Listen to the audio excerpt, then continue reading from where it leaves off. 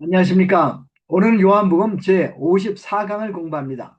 요한복음 54강은 요한복음 19장 6절에서부터 18절까지입니다. 요절 말씀은 16절입니다. 이에 예수를 그들에게 넘겨주어 십자가에 못 박히게 하니라. 오늘 설교 제목은 예수님은 우리의 운명입니다.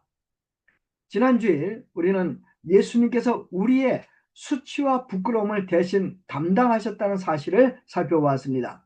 사람이 죄를 지으면 반드시 수치와 부끄러움이 따라옵니다. 죄는 단순히 잘못된 행동이 아니라 사람을 하나님 앞에서 얼굴을 틀 수 없게 만드는 것입니다.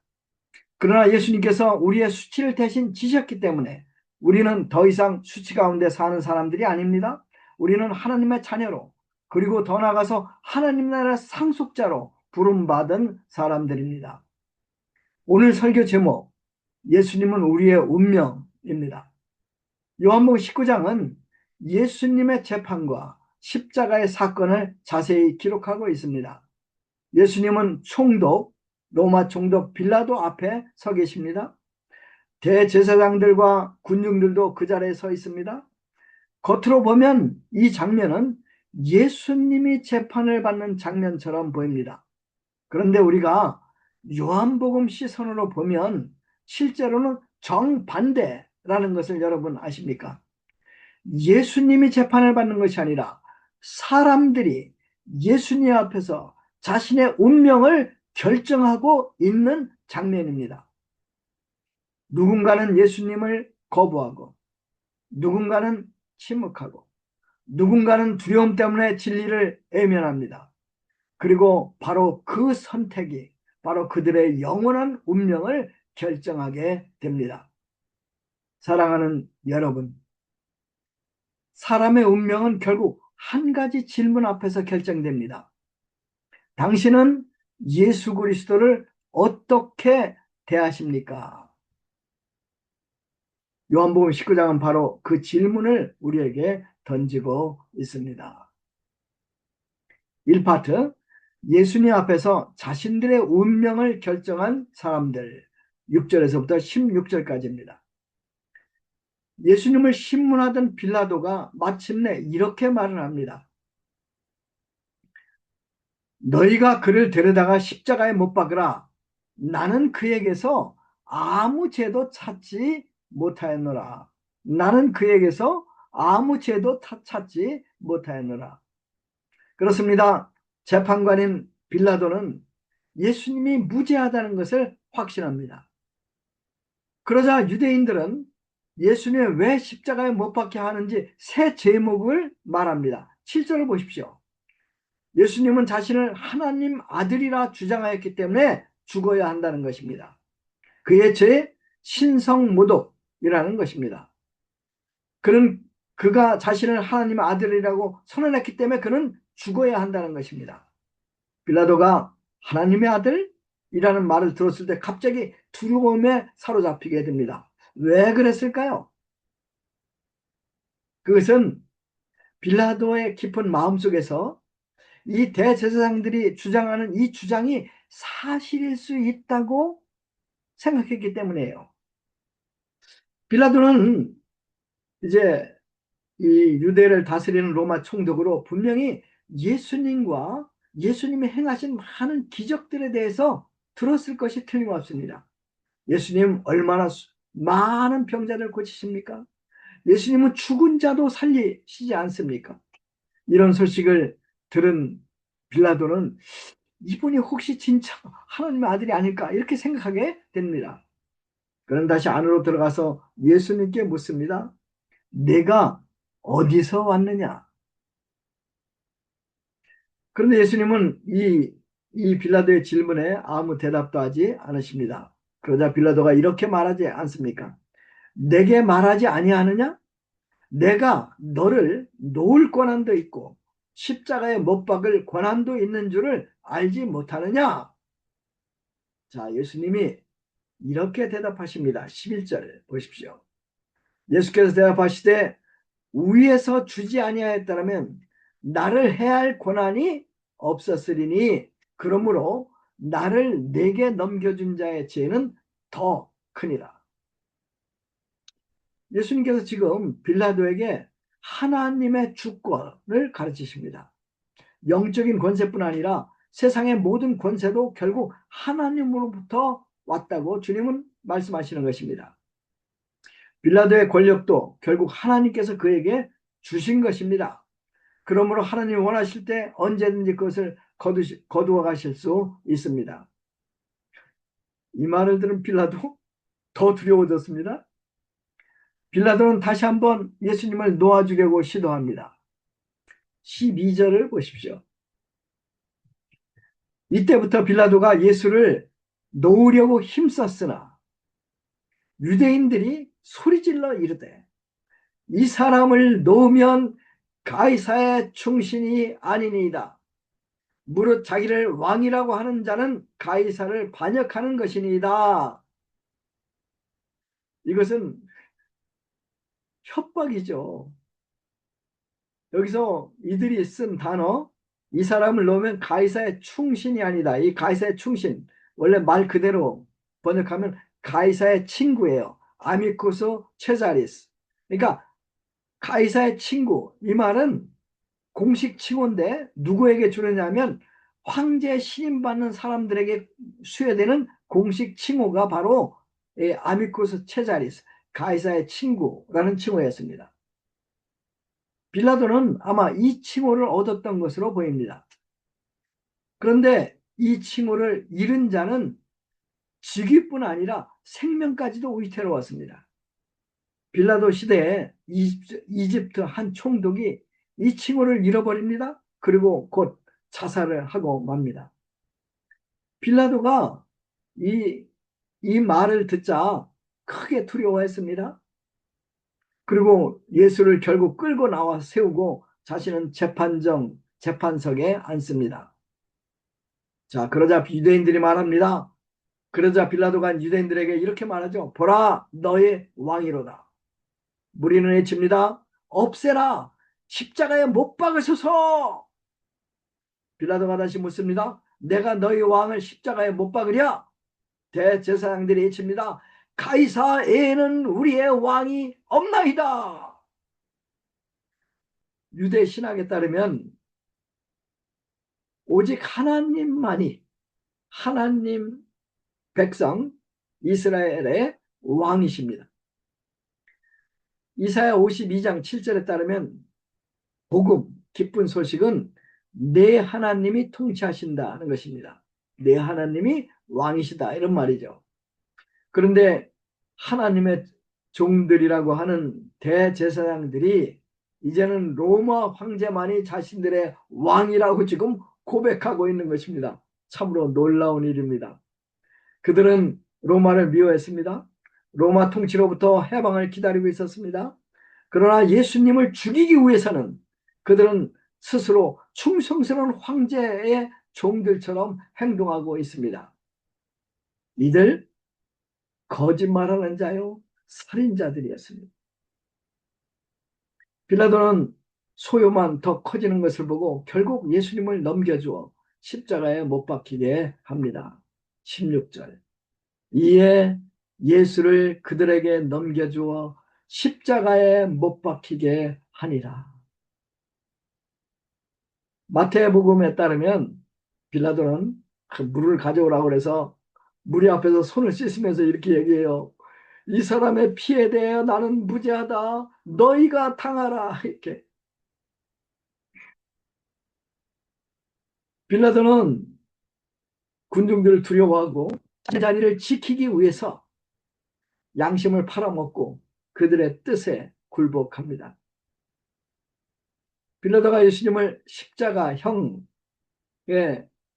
이 판결을 하자 유대 지도자들과 백성들 크게 기뻐했습니다.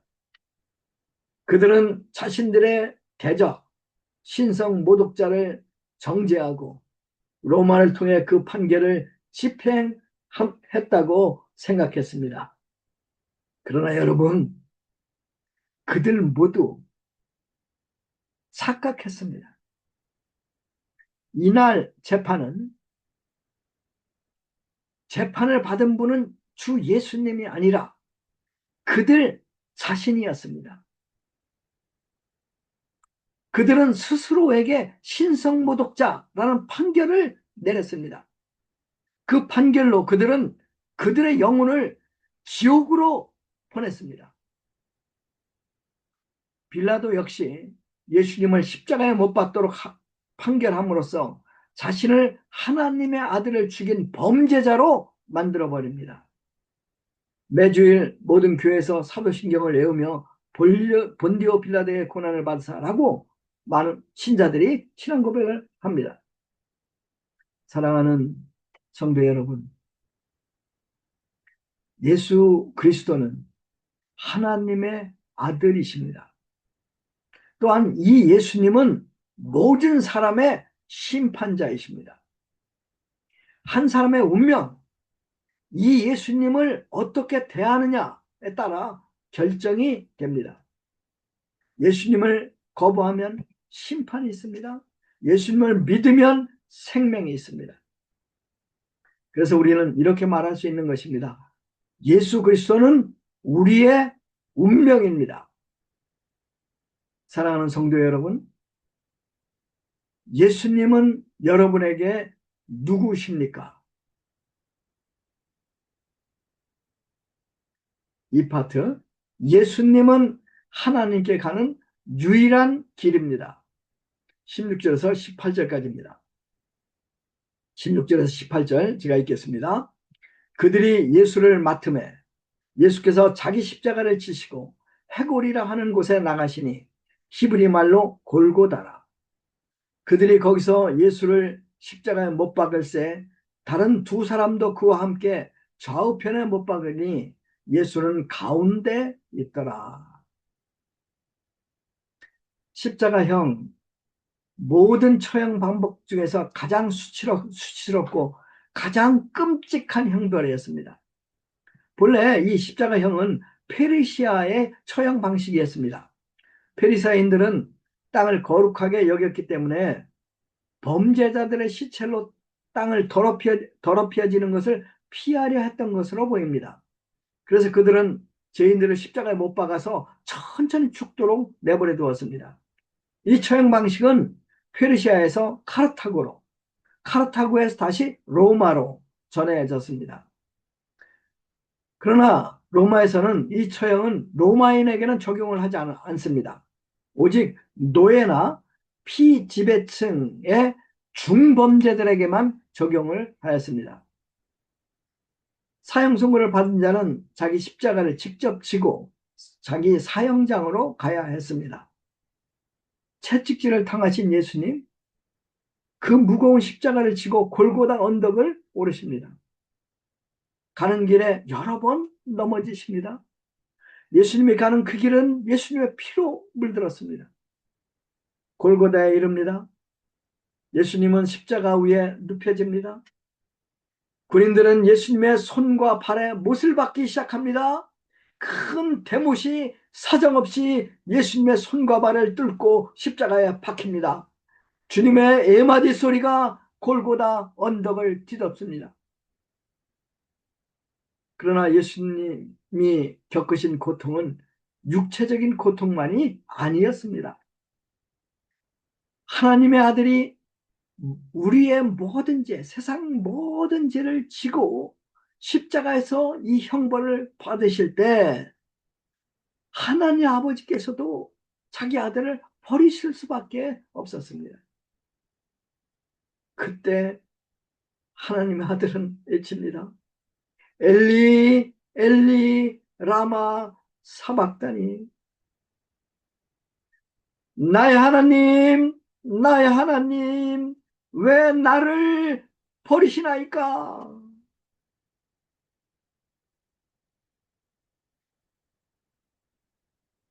하나님이 침묵하십니다. 사람들 누구나 자기 자녀를 끔찍히 사랑합니다. 어느 누구도 자기 자녀를 다른 사람을 위해서 희생하지 않습니다.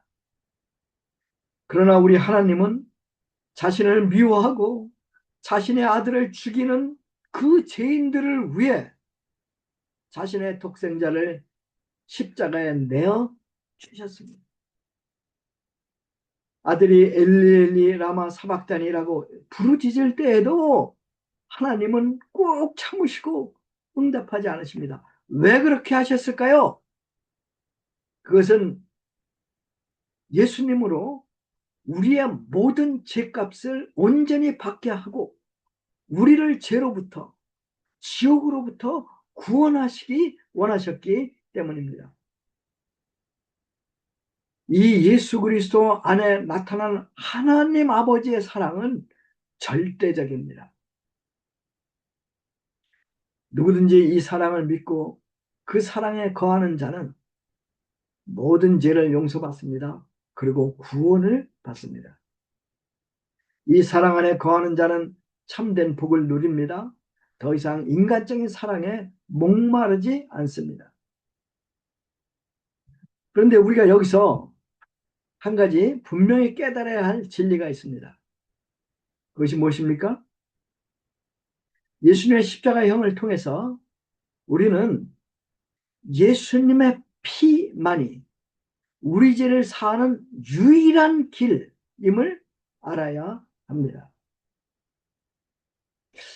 하나님께서는 아담과 하와가 타락한 이후에 몇천 년 동안 아들을 희생하지 않고 죄인을 구원할 방법이 없을까 깊이 고민하셨을 것이 틀림없습니다. 예수님께서 겟세마네에서 이 쓴 잔을 지나가게 해달라고 간구하실 때 예수님 하나님 아버지 틀림없이 심각하게 고민하셨을 것이 틀림없습니다. 그러나 하나님의 아들이 십자가의 죽음의 쓴 잔을 마시는 것 외에 다른 구원의 길을 찾지 못하셨습니다. 예수님도 이를 아시고 기꺼이 순종하시고 십자가 위에서 돌아가십니다. 여러분, 로마로 가는 길은 많다고 하죠. 서울로 가는 길도 많습니다. 그러나 제사함을 받고 하나님께 가는 길 오직 하나, 예수 그리스도의 피뿐입니다. 오직 예수님의 피만이 우리를 죄에서 깨끗하게 합니다. 오직 예수님의 피만이 하나님께 나아가는 유일한 길입니다. 예수님께서도 친히 이렇게 말씀하십니다. 내가 곧 길이요 진리요 생명이니 나로 말미암지 않고는 아버지께로 올 자가 없느니라. 아멘. 어느 날 한 젊은이가 목사인 삼촌에게 와서 이렇게 말을 합니다. 삼촌, 저를 축하해 주세요. 제가 최고 성적으로 서울대 법과에 합격했습니다. 삼촌이 말해요. 아, 그래? 잘했다. 여기 50만 원 있으니까 양복 한 벌 사도록 해라. 그런데 대학 졸업 후 무엇을 할 생각이냐? 이렇게 삼촌이 묻습니다. 그러자 젊은이가 대답합니다. 유능한 변호사가 되어서 돈을 많이 벌 것입니다. 그러자 삼촌이 말합니다. 좋다. 그리고 나서는 그 다음에는 좋은 아가씨를 만나 결혼하고 가정을 이루겠습니다. 그러자 또 삼촌이 묻습니다. 좋다. 그러고 나서는 아이들을 4명 낳아서 잘 키우겠습니다. 좋다. 그 다음은 젊은이가 점점 불안해지기 시작합니다. 그 다음에는 나이가 들고 은퇴하겠지요. 삼촌이 계속 묻습니다. 좋다. 그리고 나서는 약간 생각하더니 대답합니다. 그 다음에는 아름다운 시골에 정원이 딸린 집을 짓고 텃밭을 일구며 살겠습니다. 삼촌이 계속 묻습니다. 좋다. 그리고 나서는 젊은이는 짜증난 목소리로 대답합니다. 그러다가 언젠가는 죽겠지요? 그러자 삼촌은 진지한 목소리로 다시 묻습니다. 그래. 그리고 나서는 젊은이는 더 이상 웃지 못합니다. 떠듬떠듬거리며 말합니다. 그 다음은 한 번도 생각해 본 적이 없는데요. 삼촌이 말합니다. 너는 가장 중요한 것을 잊고 사는구나. 죽음 후에 너의 영혼을 어디서 보낼 것인지 이 질문이 가장 중요한 것이다. 사람들은 인생 계획을 세웁니다. 학업, 직업, 결혼, 재산, 자식, 귀농, 또 장례식까지. 그러나 인생에서 가장 중요한 질문 그것이 아닙니다. 죽음 이후에 나는 어디에서 나의 영혼을 보내게 되는가? 이것입니다. 그러면 여러분, 무엇이 나의 영혼을 결정합니까? 예수 그리스도입니다. 예수님이 우리의 운명입니다.